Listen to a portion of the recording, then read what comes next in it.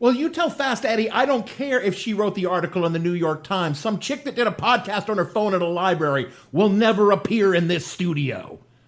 Ass. The following podcast contains... Don't you cuss on this here radio. I apologize to all the friendly folk who are listening.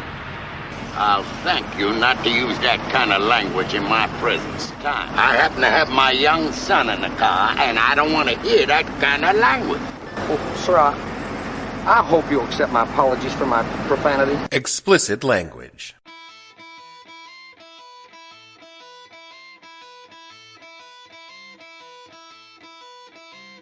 Hello and welcome to the podcast that asks a simple question. When I already had the red hair and then you took my damn tooth? What the hell were you thinking, cruel fortune? I'm your host, Dave Bledsoe, and this is a Friday, July 26, 2019. What? Me Worry edition of the show, where we talk about the loss of a goddamn American institution. Stay tuned. The What the Hell Were You Thinking podcast is brought to you by Crud Magazine, the less good, less funny humor magazine. Are you looking for jokes that aren't quite funny and cartoons that are almost entertaining? Then try Crud Magazine. Do you find the jokes of the other humor magazine flying over your head, the cartoons a little too highbrow, or are you challenged by the folding of the back pages of the paper? Then Crud is the humor joke thing for you. Our artists weren't quite good enough to make the cut at that other publication. They were told their jokes weren't funny, so they came to Crud. So, if you find the leading humor magazine a little too highbrow for you or find yourself just not getting it, then try Crud. Crud Magazine. Our mascot is clearly not a ripoff of the other guy because our guy is blonde. Oh my god, the Mad Magazine Special Edition. They only put out 17 of these a year. Boy, they're really socking it to that Spiro Agnew guy again. He must work there or something. Let's do the fold-in. Okay. What higher power do TV evangelists worship? I'll say God. I'll say Jesus. The almighty dollar. You fold it, you bought it. Ooh, snappy answers to stupid questions. I'm great at these. Ask me if something smells funny in here, boy. Does something smell funny in here? I don't think so. Stupid. Homie, you want pork chops? No, I want roast beef, you clod. Look at this. Special insert, ironed on madness. Ban the bath. Don't trust anyone over 10. Sock it to me. Those magazines create a dangerous amount of laughter. Before the advent of this so-called information superhighway, knowledge was stuck in the slow lane. And that joke is super old. Well, duh, that was kind of the point. The reason I use that dated reference is because as a kid, it was hard to learn things you needed to know. Sure, school taught you stuff, but it wasn't important stuff. These days, kids can find anything they need to know on the internet, but in the 70s and 80s, we only had the stupid encyclopedia, and it rarely contained information about, important stuff. Boobs! Boobs, boobs, boobs! Fortunately for me, I had one of the most important sources of information a young person of my generation could possess. An uncle still in his early 20s. My mom's youngest brother, LB, was a font of knowledge on things other adults seemed either unwilling or unable to provide, like a sip of his beer or a puff off a cigarette, or most importantly, access to certain reading materials frowned upon by my parents. The porno mags? No, absolutely not. I can unequivocally state my uncle never gave me a porno mag. He said they cost too much money and we wouldn't understand it anyway. What he did give me was my very first copy of a different kind of magazine. A magazine far more subversive than any airbrushed full bush porn spread could ever be. He gave me a magazine filled with cartoons mocking authority, questioning the government, knocking the system, and against the status quo of the American consumer capitalist culture. He gave me my very first Mad Magazine. And it changed my life forever. In that instant, my young eyes were forever opened that authority was not something to be bowed before and submitted to meekly. Authority was something to be mocked, derided, skewered, snickered at, obfuscated, elude, and generally laughed at because the people who had authority were Just as dumb as me. I fully credit Mad Magazine for leading to me my love of stand-up and sketch comedy, which in so many ways was just Mad Magazine brought to life. Mad dropped into my life at just the right time to influence my thinking when I was old enough to start questioning the world and still young enough to self-consciously read Mad Magazine.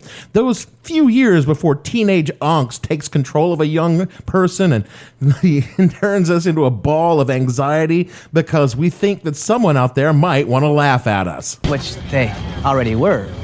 I was too young for the heyday of National Lampoon, which was never intended for children in the way that Mad was. Not that Mad was a children's magazine, it was just a magazine that kids could understand. As Matt Keeley wrote in the blog at kittysneezes.com, which I did not make up, quote, the gist of it is that Mad skews too young and is too toothless, which I'm not sure if I entirely agree with. Mad does skew a little younger than National Lampoon did, which isn't to say that only kids read Mad, but rather that it opened itself up to everyone where the Lampoon was obviously adults only, unquote. And by the time I was old enough to appreciate the Lampoon was deep into its long decline, while Mad was still ticking along doing what it always did, but for a new generation of young nerds. Mad was kind of a primer of comedy. It taught parody and satire and the comic expose in a way that young people could easily understand, but using the elements of pop culture they already knew.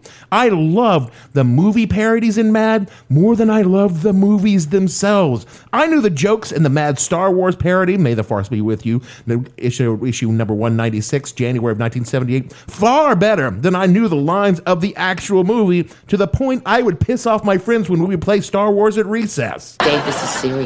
From The Lighter Side by Dave Berg to Don Martin to Spy vs. Spy, I consumed every panel, gag, and Easter egg of an issue.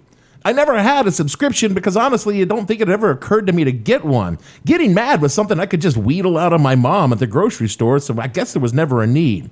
But my bedroom was littered with issues that I would read over and over again, right up until the time I got serious about Dungeons & Dragons and reading the Monster Manual supplanted Sergio Aragonés, mostly because there were some boobs in the Monster Manual.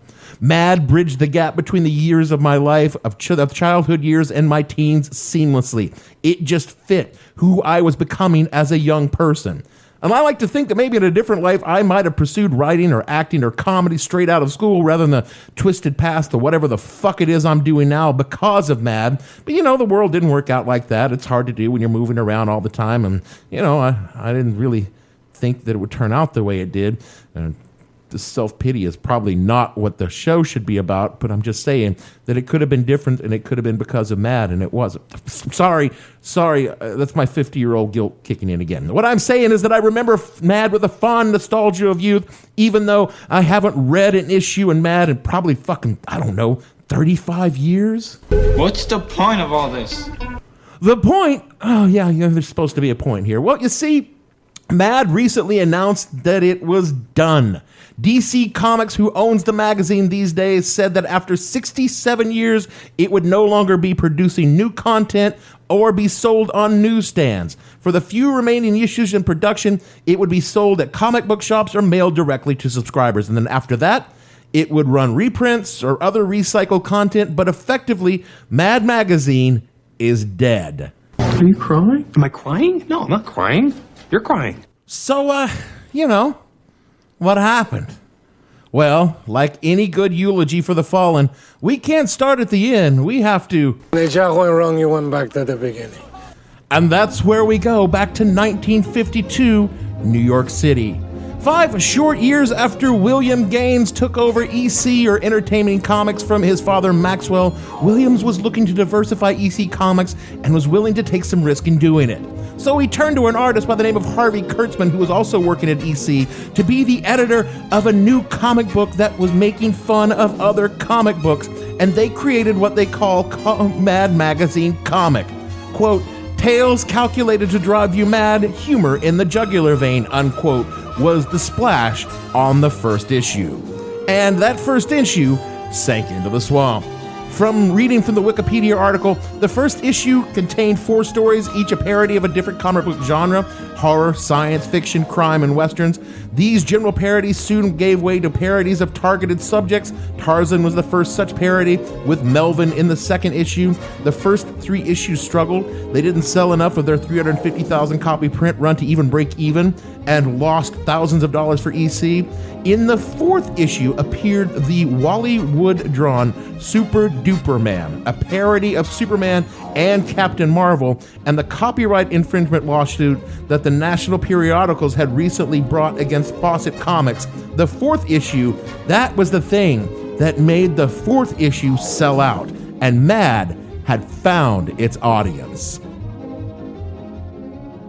But Mad Magazine comic had a problem, because it was a comic book. And in 1954, comics had a problem. They were corrupting the youth of America, so the publishers were forced to create the Comic Code Authority of America to keep the devil in ink from destroying young minds. And EC Comics was singled out by the haters for its content in particular. In fact, it's possible that EC was just a bunch of them commies. But Kurtzman had an idea. They wouldn't be a comic book anymore. Mad would be a magazine. Quote, Kurtzman gathered a collection of newsstand magazines to work out the standards under which Mad was to operate.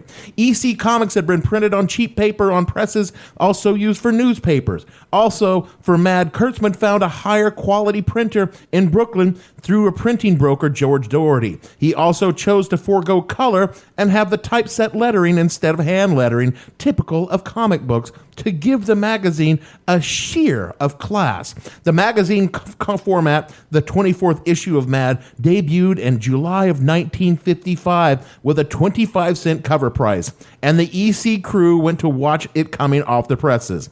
It was so much more successful than anticipated, that unusual in magazine publishing, that first run of the magazine was given a second printing, unquote. Trust me, that never happens, that they do a second print run of a magazine. Not even today. Well, definitely not today, because no one's printing a magazine, but I'll come back to that later on. Now, the one thing you wouldn't find in your Mad magazine that you might find in others was... Delia, have you actually ever heard of tact? Tact is just not saying true stuff. Right, but also advertising. Mad ran without actual advertising. I mean, it was rife with parody ads.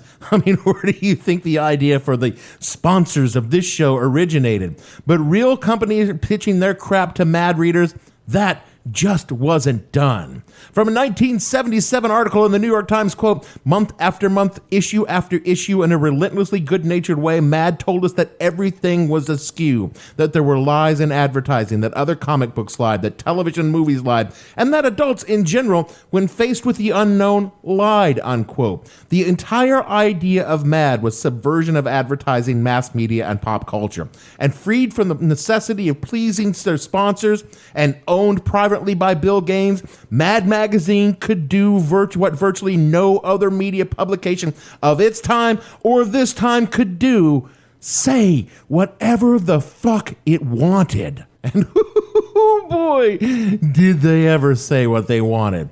You know, in a world after Mad, it's impossible to understand how subversive Mad Magazine was. In its heyday, literally nothing was taboo for ridicule. And Mad, unlike, say, a podcast host with a penchant for a potty mouth and obscene metaphors, they did it with a sly smirk and a gap-toothed grin that invites the right reader to think this is just a kids magazine. Meanwhile, that kids magazine was busy demolishing the conceits of government, Hollywood, religion, and Madison Avenue. Because Mad didn't swear or show any kind of sex, the writers and artists could layer jokes with criticism and political ideas that if a parent of the 50s and 60s were to bother to read and understand, it would get the magazine banned from newsstands in their friendly little towns and their children barred from ever even looking at its cover. All the while, Mad was telling the readers, who were kids, that everything was a lie, including Mad Magazine. They were all in on it. All of them. To be sure, not every kid who flipped the pages of Mad became radicalized. Most of us were there for the jokes, and not every Mad piece was a socio-political indoctrination. This wasn't the Daily Worker, nor did the creators want to radicalize their readers. They were trying to get they weren't trying to get the proletariat to seize the means of production. They wanted to write funny shit. But those who did see the second-order joke, that the joke was on us, those people were influenced deeply. From an article in the LA Times by Richard Body in 2007, quote, "The magazine instilled in me a habit of mind, a way of thinking about a world rife with false fronts, small print, deceptive eyes, booby traps, treacherous language, double standards, half-truths, subliminal pitches, and product placements. It warned me that I was merely the target of people who claimed to be my friend. It prompted me to mistrust authority, to read between the lines, to take nothing at face value, to see patterns in the often shoddy construction of movies and TV shows, and it got me to think critically in a way that few actual humans charged with my care bothered to think." Really, Mad Magazine was like a disreputable older brother back from college, or a babysitter who once worked in Madison Avenue and had a nervous breakdown and couldn't stop talking about his old job, unquote. Because it was in the small stuff the really subversive shit went down. The interstitial between the big pieces, or the one-off comments, or elided between punchlines, the really good stuff could be found. Mad rewarded the close reader, the rereader, and the kid who understood what they weren't saying was as important as any jokes in the piece. It rewarded clever readers in a way other publications couldn't or wouldn't. It might be tempting for my younger listeners, all three of you, to think Mad Magazine a victim of the modern decline of dead tree media. But in 2014, a Mashable article said Mad still said they had around 100,000 subscribers, which is more than enough to sustain a print magazine even today. And the average age of the subscriber then was 24 years old. So I wouldn't go so far as to say the internet killed Mad Magazine. In truth, Mad had been in a long decline from its peak newsstand sales of 2.8 million in the mid-1970s, back when I was snatching them off the racks and begging my mom to buy them for me. But then it fell off precipitously in the 1980s. The Mad generations, the baby boomers who rebelled against the culture of their parents, were now parents themselves with little time for the frivolity of Mad, and they also knew that Mad wasn't suitable for the kind of children it was convenient for them to raise. The only reason I got away with reading Mad Magazine is neither of my parents had ever read an issue in their lives. I know, I asked them for this podcast.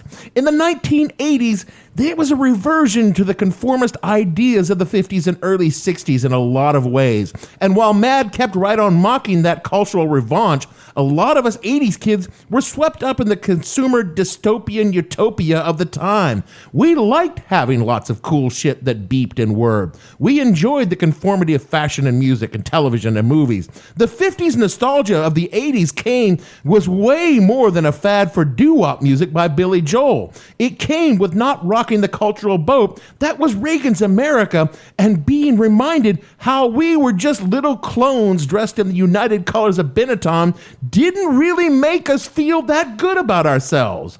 I know I stopped reading Mad in those days, but enough of Mad had stuck with me that by the 90s, I, along with a lot of my generation, were ready to rebel. And when we did, it was in a way that the creators of Mad could understand. We stopped believing in anything. We got cynical, or perhaps we got wise to the game.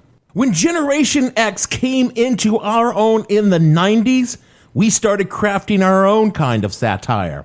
The Onion newspaper took the cutting satire and mockery of Mad Magazine and redefined it for the 90s. First published in 1998, The Onion became the go-to humor magazine for the campus set in the 1990s, and when the internet came along, The Onion was perfect for its transition to the online world. Gone were the sly referential musings and sidebars that define Mad, and the subversive snark was right there in the plain text. We did away with the winking and nodding and just fucking said what was fucked up right there in the joke. When The Onion went online in 1996, which is basically prehistory for the internet, and it just fit.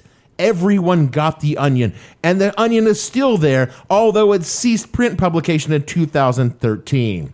As an aside, the Venerable Onion has gone through a not dissimilar path than Mad Magazine, which I will eventually get to if I can stop with these goddamn tangents. What I'm saying is that the 1990s Mad Magazine had lost most of its cultural relevance and a good bit of its bite.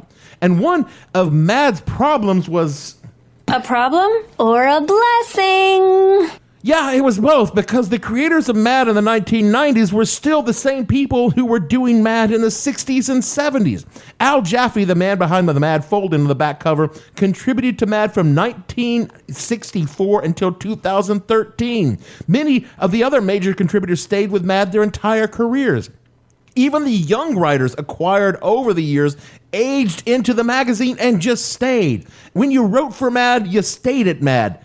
10 for 10 for being a great place to work, minus several hundred for bringing in new blood. And so by the early 2000s, the usual gang of idiots were showing their age, and I mean showing their age literally. And it's not like Mad didn't try to stay culturally relevant or try to keep up with the trends. They went so far as to do their own movie a la National Lampoon in 1980. But man, oh man, did that effort stink like weak old fish. From the madman who started it all, Mad Magazine presents Up the Academy. Welcome. A movie so bad that according to its Wikipedia page entry, quote, it was such a commercial debacle and critical failure that Mad successfully arranged for all references to the magazine, including a cameo by Alfred E Nueman, to be removed from future TV and video releases of the film. And all those references were eventually restored in the DVD version, which was titled Mad Magazine Presents Up the Academy. Mad also devoted 2 pages of its magazine to an attack on the movie, titled Throw Up the Academy. The spoof's ending collapsed into a series of interoffice memos between the writer, artist, editor, and publisher, all bewailing the fact that they were forced to satirize such a terrible film, unquote. Pro tip, pod friends, do not go out and watch this movie, okay? I mean, I say this as a connoisseur of bad 80s movies, and bad 80s movies with some very questionable 2019 mores. But honestly, the school counselors was openly a pedophile, and that was supposed to be funny?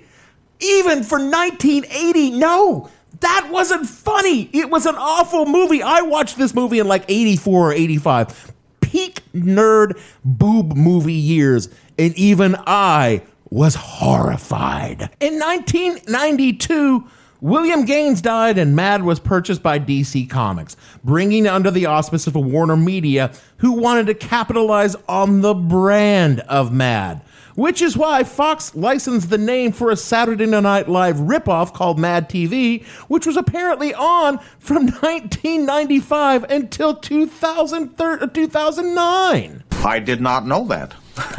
Mad TV had little or nothing to do with Mad Magazine aside from a few Spy vs. Spy cartoons, the name, and an occasional crossover was them. I mean, after a few seasons, the TV show stopped using mascot Alfred E Nueman, much to Mad Magazine's relief. Oh, and this is important because you might think that you knew something about this, but Jim Carrey was on In Living Color, not Mad TV, which for some reason I always confused.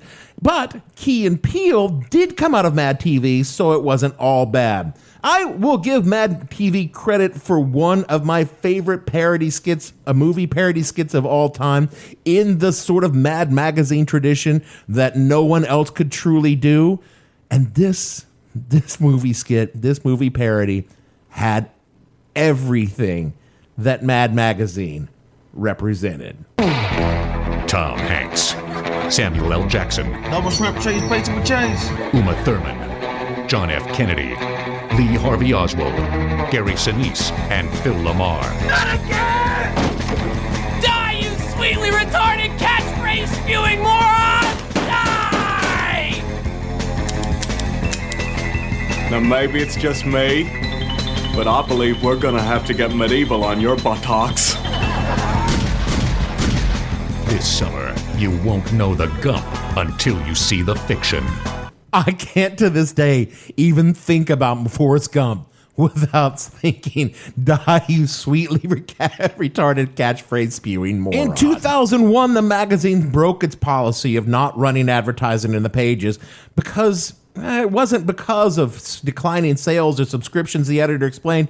It was because it was just the natural way of things in the 2000s. The ad market was so fractured that the magazine could still continue mocking products, just not the products that chose to advertise in Mad. So Mad got ads, and the ads kept her afloat a little while longer. By 2009, the magazine went from publishing monthly to quarterly, and then to bi-monthly in 2010, as it struggled to find its footing in the modern era. It even tried the much ballyhooed reboot in 2018, which generated a lot of press and goodwill, but failed to gin up much in the way of revenue. The world was moving on fast, and Mad Magazine has always been a slow enterprise. Slow to create, slow to consume. Mad is nuance, and 2019 does not do nuance. It does quick hits, hot takes, neither of which has anything to do with Mad Magazine.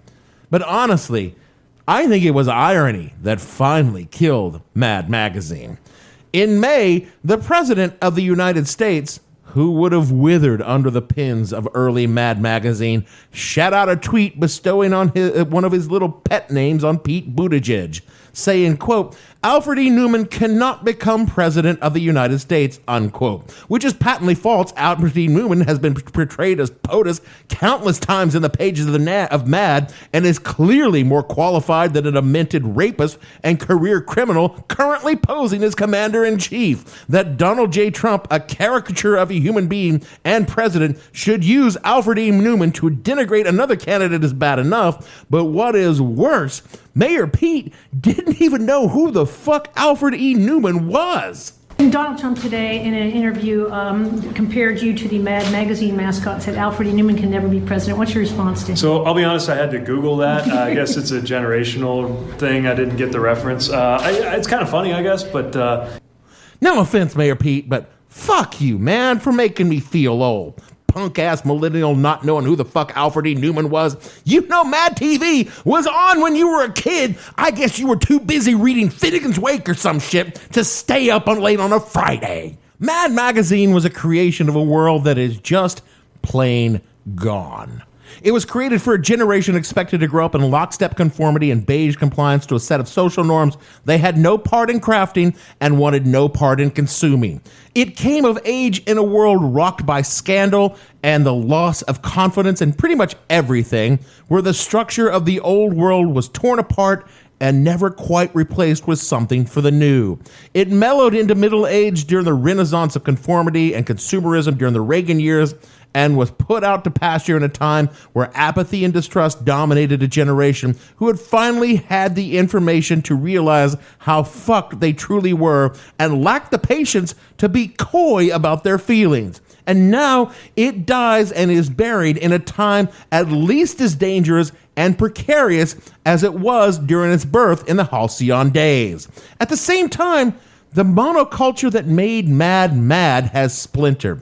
While the white Protestant hegemony of the mid-20th century America is not going quietly into the good night, indeed, it rages from its perch on the shitter every fucking morning, it is going. And in its place is a multicultural polyglot of sensibilities and norms that struggles to find a way to say what is sacrosanct and what is a false idol. The right calls it political correctness and demeans the idea that living in a country where you are free to say anything you choose doesn't mean that saying something that pisses people off is free of consequence. In the monoculture, you could be a racist prick and get away with it, or grope women and still be accepted. In the multiculture, they refuse that idea. If the price we pay for more people feeling included is that, I don't know, we can't tell some jokes, even some jokes that Mad might have happily made once upon a time, to me, that's a small price to pay for a better world where more people are included rather than kept out on the fringes, if they're kept anywhere at all.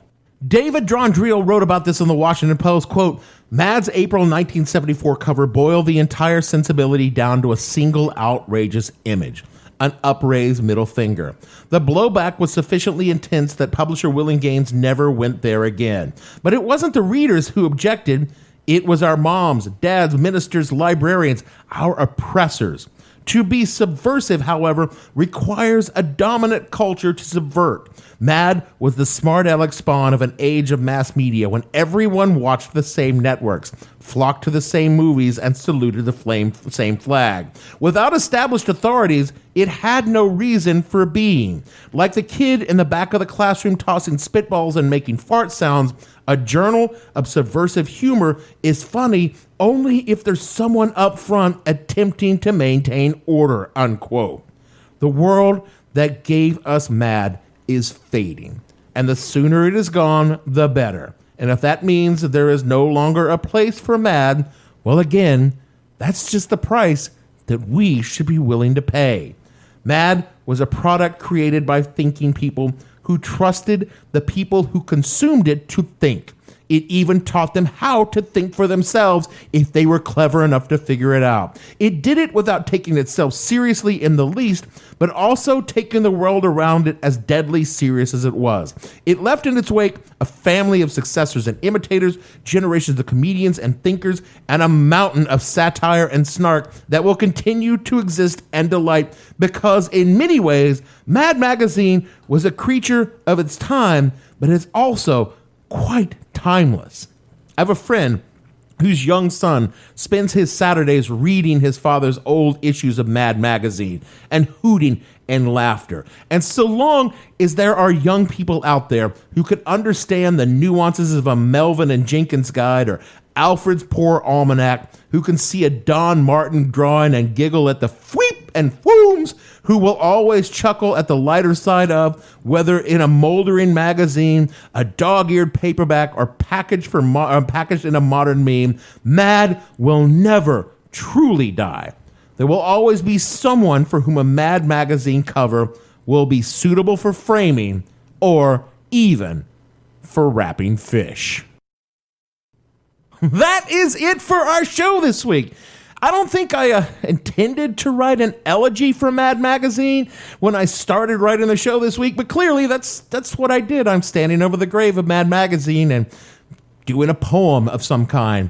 Mostly, I think I just set out when I started writing because I couldn't handle the thought of watching 6 hours of Mueller testimony because I knew beforehand that nothing was going to come out of it that we didn't already know, and nothing was going to come after it because, and I want to be clear and specific when I say this, the Democrats are a group of sockless wonders. I'm as anatomically impaired as a kendo. And they don't have the huevos to impeach. So they'll just keep running in place, never going anywhere, never doing anything, and hope a miracle happens. Speaking of a miracle, it would take one of those miracles for you to give this show 5 stars wherever you get your pods. Do you see the gentle self-mocking of the show is also something that I took from Mad Magazine.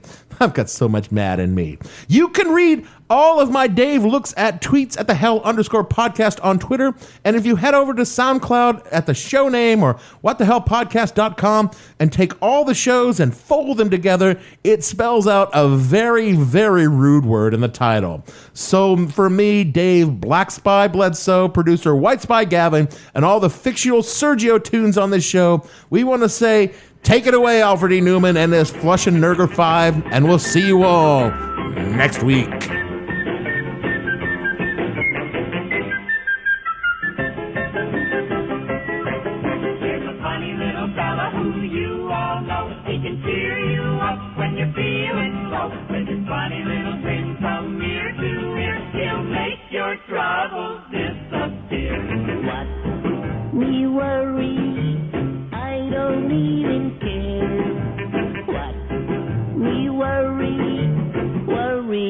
Can't get you anywhere. He bought a little hotshot coupe last year. Jenny dropped the top and he lowered the rear. Does 90 miles an hour and it shimmies and shakes. Look out, man! He's got no brakes! What we worry, I don't even care. What we worry, worrying can't get you anywhere. I have no ending for this, so I take a small bow.